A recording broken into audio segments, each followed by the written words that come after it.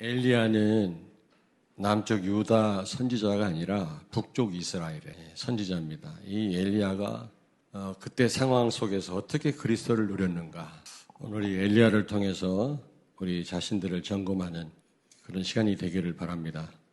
저는 이 엘리야에 대해서 묵상을 하다가 하나님이 무엇을 깨닫길 원하시는가, 하나님의 능력을 반드시 체험해야 된다. 우리가 알고만 있으면 안 되거든요. 우리 삶 속에 실제 체험하는 것이 능력이고 힘입니다. 이 하나님의 능력을 체험한 사람을 그 누구도 못 이겨요. 에베소서 4장 13절을 찾습니다. 우리가 다 하나님의 아들을 믿는 것과 아는 일에 하나가 되어 온전한 사람을 이루어 그리스도의 장성한 분량이 충만한 때까지 이르리니. 아멘. 아멘. 성숙된 그리스도인은 그리스도를 제대로 알 뿐만 아니라 진짜 믿고 체험하는 사람이에요.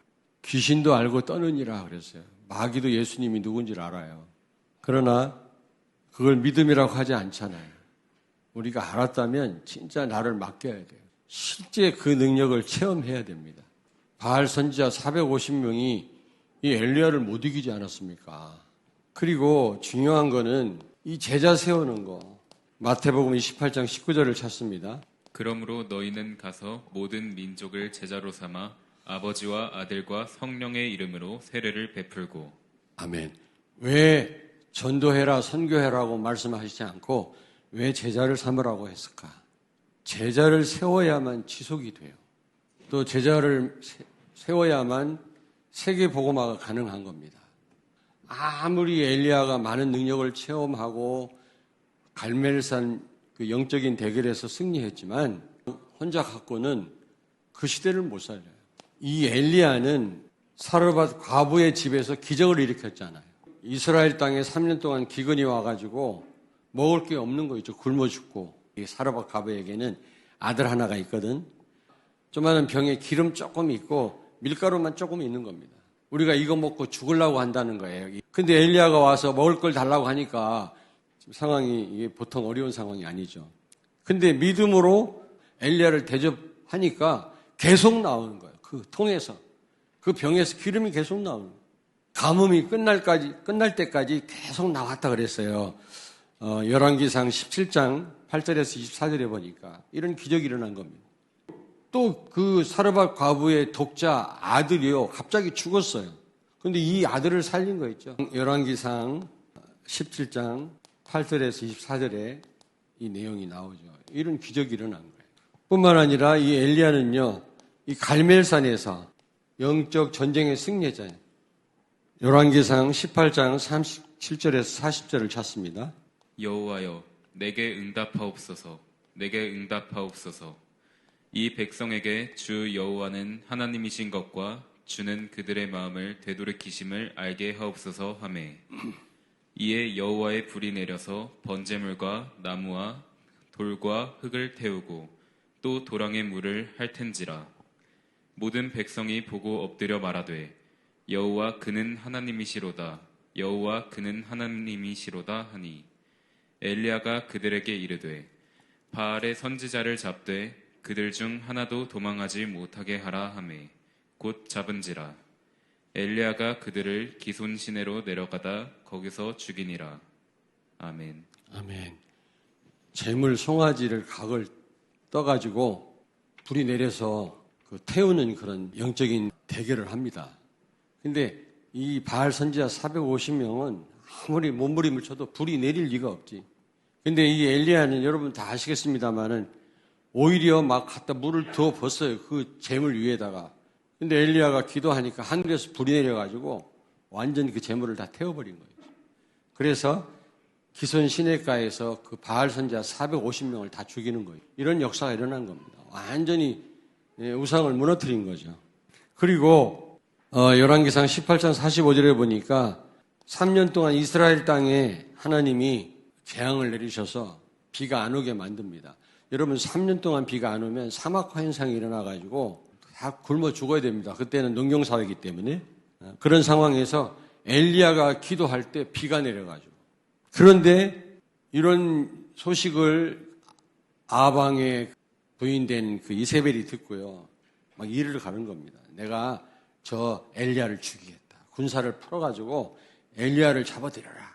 그런 명령을 내렸을 때 지금 엘리야가 막 도망을 가는 겁니다. 40주 40야를 걸려가지고 호렙산까지 가서 굴 속에서 덜덜 떨고 있는 거 있죠. 여기서 우리는 무엇을 깨달아야 되겠습니까? 정말로 혼자로는 역부족이에요. 여러분이 혼자 그리스도를 누리고 하나님의 능력을 체험하는 거 반드시 필요하지만 여러분 혼자 가지고는 이 땅을 살릴 수가 없다. 이 땅에 사단의 조직을 무너뜨릴 수가 없어요. 사단은 굉장한 조직을 갖고 있습니다. 사탄의 회라고 그랬거든요. 요한계시록 3장에 보니까. 그러므로 우리도 이렇게 연합해야만 이 땅을 살릴 수가 있는 겁니다. 그래서 저는 늘 기도해요. 우리 교회 3,000 제자가 일어나게 하옵소서. 대전에 2만, 중부권에 5만, 민족 40만, 아프리카 300만, 중국 300만, 전 세계 1,000만 제자가 일어나게 하옵소서. 이 일에 우리 교회가 쓰임받게 하여 주옵소서. 이런 제자가 일어나지 않고는 세계복음화 어렵다니까. 아무리 나 혼자 하나님 능력을 체험해도요. 두려움에 사로잡힐 수밖에 없고 우리는요. 우리 어린 후대들을 세우지 않고는 미래를 살릴 수가 없다. 그래서 혼자로는 역부족이다. 반드시 그래서 제자를 세워야 제자. 열왕기상 19장 15절 16절 찾습니다. 여호와께서 그에게 이르시되 너는 내 길을 돌이켜 광야를 통하여 다메섹에 가서 이르거든 하사엘에게 기름을 부어 아람의 왕이 되게 하고 너는 또 님시의 아들 예후에게 기름을 부어 이스라엘의 왕이 되게 하고 또 아벨므올라 사밧의 아들 엘리사에게 기름을 부어 너를 대신하여 선지자가 되게 하라. 아멘. 아멘. 엘리사를 세워라 그랬어요. 이 시대를 뒤집었죠. 엘리사가. 우리가 이 땅을 살릴 수 있는 유일한 답이 제사를 세우는 것입니다. 우리가 아무리 그리스도를 누려도 나 혼자는 이 땅의 문제 해결 못하거든요. 그리고요. 열왕기하 2장에서 6장까지 보니까 선지학교를 세웁니다. 선지학교. 다시 말하면 이 목회자를 양성하는 거 있죠. 목회자. 그리고 그 시대에 정치 지도자를 세우는 거 있죠. 아람 왕을 세우고요. 이스라엘 왕 예후를 세워서 아합의 일당을 다 소탕하는 거 있죠. 하나님이. 그 시대 우상을 다 무너뜨리는 거 있죠. 그러니까 적어도 정치 지도자를 세우든지 아니면 정치 지도자에게 영향을 줄 수 있어야 돼요. 교회가. 제자가 많이 일어나면 구석구석에 들어가서 말씀 운동을 펴면 이런 역사가 일어난다니까. 그렇지 않고는 이 땅을 못 살린다. 우리는 어떻게 해야 되겠냐. 우리는 정말로 우리는 그리스도 체험해야 돼요. 수없이 말씀을 드립니다마는 실제 나의 복음으로 여러분이 체험을 하셔야 된다니까. 그래서 빌립보 4장 13절에 여러분이 어떤 상황에서도 자유할 수 있을 정도로 복음을 체험해요. 문제가 문제 안 돼야 돼. 가난해도 괜찮고 부자가 돼도 괜찮고 있어도 되고 없어도 되고 건강하면 감사하고 건강하지 않아도 감사하고 그 정도로 복음을 누릴 수 있어야 돼. 바울이 그랬잖아요. 내가 능력 주시는 자 안에서 모든 것을 다 할 수 있느니라. 그 정도로 그리스도를 체험하시길 바랍니다. 예수 안에 모든 축복이 다 들어있느니라. 여러분은 다 가진 자인 줄로 믿습니다. 어떤 가운데서도 자족할 수 있어야 돼요.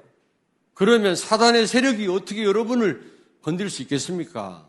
그리고 중요한 거는 제자와 렘넌트를 세워야 돼요. 생을 걸고. 비전 어린이집 너무 감사하죠. 또 우리 주일학교. 지금 주일학교 없는 교회들이 너무 많다고 그래요. 교회가 텅텅 비었어요 지금. 미래가 없습니다 지금 한국 교회. 그리고 비전 교육원. 앞으로 세워질 대안학교. 어쨌든 수년내로 대안학교를 세우려고 그래요. 그래야 정말 복음으로 각인뿌리 체질화 될 수 있지. 우리 어린 후대들이 잠깐 만나가지고는 안 된단 말이죠. 그리고 여러분이 기도하셔야 됩니다. 정말 우리 목회자 신학교를 놓고 기도하셔야 돼요. 그래서 RTS가 얼마나 중요합니까 여러분. 그리고 킬리만자로 안류 여기서도 이제 목회자를 배출하면. 그리고요 우리는 어떻게 해야 돼요? 정말 정치 지도자를 위해서 기도하고 영향을 줄 정도가 되든지 아니면 정치 지도자를 많이 세워야 됩니다. 복음 가진 사람들로. 정치가 바뀌어야 여러분 시대가 바뀝니다. 여러분 진짜입니다. 오늘 여기 보니까 왜 하사엘에게 아람 나라 왕으로 기름 부으라고 했는가 하나님이. 왜 예후를 이스라엘 왕으로 세우라고 했는가. 아 그렇다. 정책 영향을 안 주면 안 된다. 우리 렘넌트들이 앞으로 그런 정치인이 돼야 돼요. 결론입니다. 이 시대에 여러분에게 요구하는 게 뭘까? 하나님이 엘리야에게 요구하시는 게 무엇이었을까? 그리스도가 그리스도 되는 체험을 해야 된다. 그리스도가 주인 되는 체험을 해야 된다. 맨날 걱정해야 되고 맨날 내가 하다가 지치고 한계오고 맨날 삐지고 답답하고 그래. 아예 죽어버려야 돼. 예수가 주인인 줄로 믿습니다. 갈라디아서 2장 20절. 하나님은 그리스도가 주인 되기를 원하십니다. 나를 처리하는 가장 좋은 방법이 뭡니까? 내가 십자가에 죽었구나.